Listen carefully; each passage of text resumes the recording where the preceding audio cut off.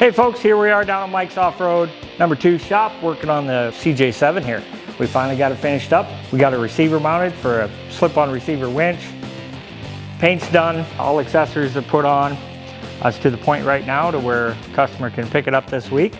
But we just wanted to do a little shout out to you. Under the hood, if you all remember, we did a TBI small block Chevy under the hood. Super clean install. Everything looks good under here. We're just down to finish a few little minors up, doing my test drives, and then this thing will be ready to roll by the end of the week. All right, inside here, we got everything all done inside. We get brand new seats, front and rear. Belts are all in, 4-speed transmission. It's a SM465 from the GM. We got everything done on the dash. Aside from a radio, we got all new gauges, all new buttons, dashes. Everything's new inside. Looks really good. We got the bikini top. We did a new bikini top on it. Factory roll bar. We kept this thing reasonably factory. I mean, that's the way the guy wanted it. Just a real nice restoration. We also did a spray and bed liner. Keep the tub actually sealed up real nice. So this thing should last for another 50 years. So we should be good here.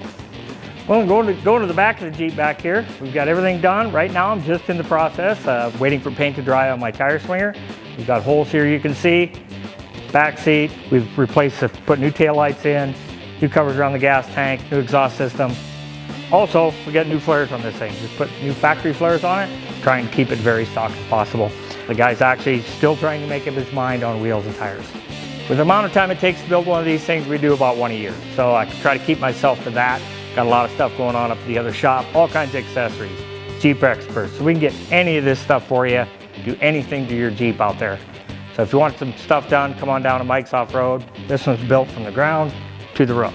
It all looks great, and we'll catch you next time.